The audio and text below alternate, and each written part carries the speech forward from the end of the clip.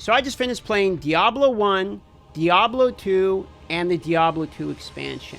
Now, I had never played Diablo 1, the original Diablo. I had seen a little bit of it because I watched a bit of Ackman's video talking about it, but I'd actually never seen a playthrough of it, never played the game myself, so it was sort of a raw experience going in. Now, I had played Diablo 2 up to Diablo and got to Diablo one time before. Oh, shit. Oh, shit, no!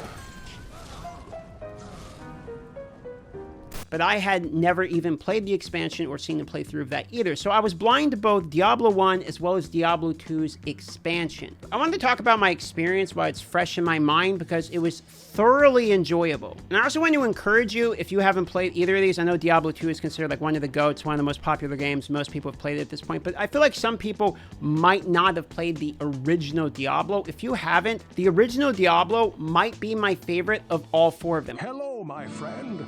Stay a while and listen. I know most people have Diablo 2 as the favorite, which is a very complete game. I can understand why it's a masterpiece. It's probably objectively the best designed one out of all four of them in terms of completeness. We'll talk about that too. But Diablo 1 for me, there was something like so wholesome and simple. I'm going to use the term simple about it, but everything about it was super fun. It's a complete package of an RPG for the late 90s. I believe this game came out in 97, and I remember growing up in the 90s with these types of games. I'm born in 91. I watched my dad play like Super Nintendo games, etc. It was nostalgic for me without ever having actually played the game. It reminded me of everything I liked about 90s games. It took me 8 hours to walk through the game and beat it, and at the end of it, it was done, the credits roll, and it was just like, that was a good, solid 8 hours. Man, what a 10 out of 10 banger, dude. That's actually a good one. I didn't expect it to last me 5 months of gameplay. I knew what it was going into it. I knew I was going to play it, consume it, enjoy it, and be done with it, and that's something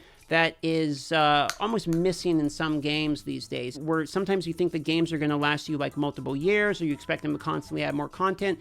Going into the game knowing I'm just going to consume the game for what it was, play through it one time, enjoy it. It was very simple and enjoyable. Pick a warrior, pick a rogue, pick a sorceress. There's not a million different skill trees and all that, so you have a very singular purpose, and that purpose is just to enjoy the game for what it is. Kill Diablo, talk to the people along the way. This is the Anvil of Fury.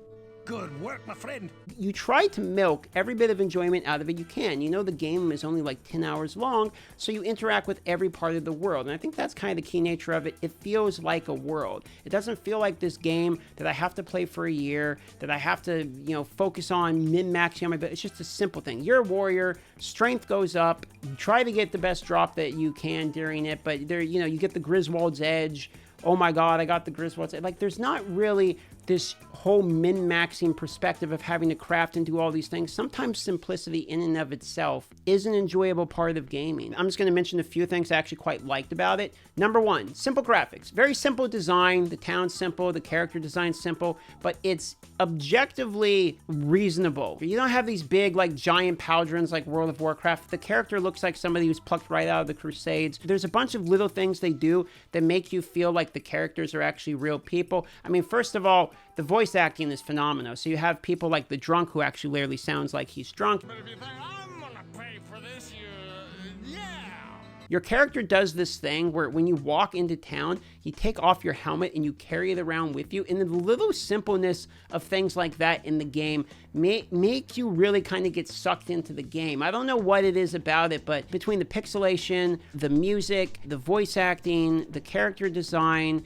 the fact that the stats are super simple, there's not a million different skill trees, it makes you just focus on what the game's about, which is go level 1, go level 2, go level 3, get all the way down to level 16, kill Diablo. You have one very simple goal. Get to the bottom of the dungeon, which is level 16, and kill Diablo. And so you just focus on that goal. That's all there really is. You're not worrying about all this side stuff. You're not doing things to make your character stronger to feel like chores. It's just go through the dungeons. If you find something cool, wear it, keep going, blast through, and you're done. It's almost like an arcade game level of simplicity, but for the 90s, it's pretty mind-blowing for what they did in 97. Cinematics are something that Diablo does extremely well. I was surprised by cinematics in Diablo 2, for instance. Like, they are very peak. If for 2000 and 2001 for Diablo 2, I remember the games I was playing then was like RuneScape Classic, or just RuneScape as it was known then, but RuneScape Classic is how people would know it now.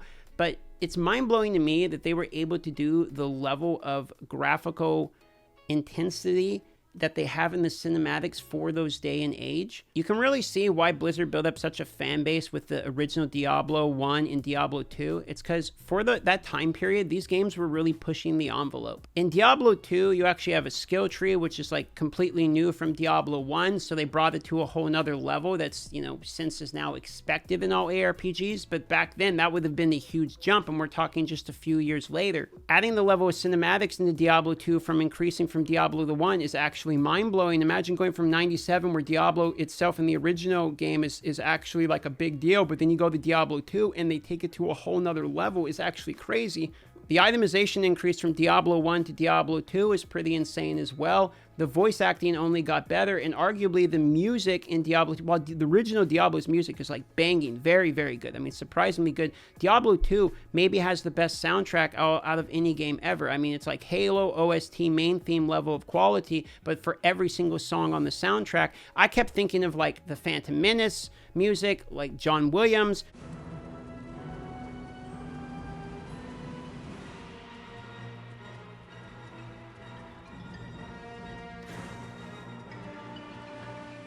It might be the best soundtrack I've ever heard in the video game, right next to like Super Metroid, the Halo main theme. I think Command & Conquer's up there, but I don't think Command & Conquer competes with Diablo 2. Like, Diablo 2's soundtrack is actually insane. But the crazy thing about Diablo 2 is they took that level of quality and they implemented it in basically every aspect of the game. It's simple compared to what we have nowadays. There's, you know, we have much deeper skill stuff. I mean, look at what Last Epoch's doing with all the different skill trees and stuff. Gets really wacky. Look at Path of Exile, etc.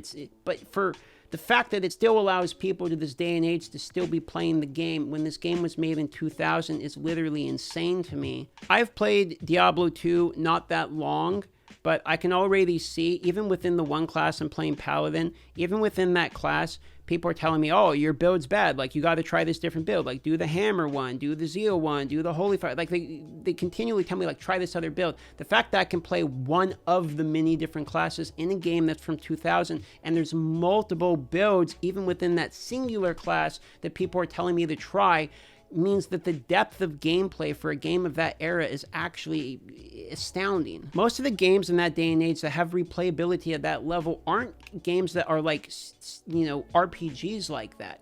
They're like RTSs. They're scenario-based or sandbox-based style of games where you have competition or something. These consumable campaign style of games where you go through the campaign, having replayability of that level, in which people literally still do, is amazing. One of the points I realized is that I had played through the normal campaign, but everyone was begging me to play through the Nightmare and then the Hell version of the campaign, which is what I'm actually continuing to do. But I thought about it for a moment. The fact that I can play the normal campaign and then the next thing I'm doing is literally replaying exactly what I just played, but I still am excited to do it, shows that the complexity and depth of the game is not just within the consumable nature of the campaign. It's all the parts that are built around it as well. It's your character design, it's the atmosphere, it's more than just the story. Imagine if when you're playing D4 and you just finished that campaign, if what they did is just ran you through the campaign again. That would be insane to play the campaign 3 times in a row and still enjoy it. So the fact that you can do that in Diablo 2 and people are like excited about it is it's a crazy world that they were able to build within a campaign. It would be really hard for me to find any other game that has a linear sequence of events like Diablo 2 does, and at the same time be able to find that many hours of replayability. It's the exact counter thesis to the criticism that people have of certain games, which is it's a mile wide of a game but an inch deep. It's a criticism you can hear on many games that have massive worlds that are empty. Space games come to mind. Diablo 2 is the exact counter thesis to this. It is only kind of an inch wide. It's just a campaign, but it's a mile deep. The depth within that inch is actually crazy. And that's because it is a handcrafted world. Yes, it has procedurally generated, or whatever you want to say, randomly generated worlds, but the love that goes into each one of these textures and the design of it make all of them very memorable. the well thought out design of itemization, the well designed music, the actually mind blowing cutscenes, even the depth and quality of the remaster is pretty good. I didn't get to play these games growing up. We were in a religious household. It's Diablo in the name. I didn't have access to these games, but looking back, I can see why Diablo II was considered like peak gaming. One of the things I noticed about Diablo II is as I'm playing the game, the peak enjoyability continues to ramp. Like there's no plateau of it. It just gets better and better and better and better and better. So you never really feel like quitting the game because as you're continuing to play the game, each hour is better than the previous. I'm gonna be honest, I think we're going to continue and play through Hell and maybe play through Nightmare difficulty as well. Because the game's kind of fun.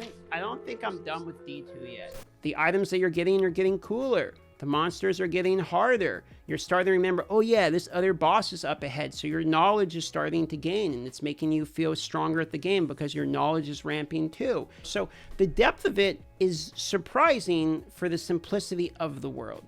I know I'm like the millionth person to play Diablo, or even, I mean, like 30 millionth, 50 millionth person to play Diablo 1 and 2, and I'm way late to the train, but I'm glad it's a train I finally hopped on. If you're somebody who hasn't played these originals, when I was streaming, there was one person that came in, he said he was 21 years old, and, you know, he hasn't played the game, is it any good?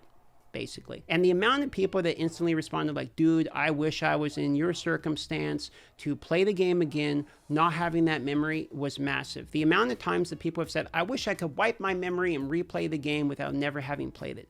If you're one of the people that have never played it, you have the wish that they wish they could do. You have the ability to play it for the first time if you haven't played it. You don't need to pay $100 for the next early access game. You just need to go back and play one of the most goated games, or goated 2 games, in the history of gaming. And I'm really glad I have recently. Arise, Diablo.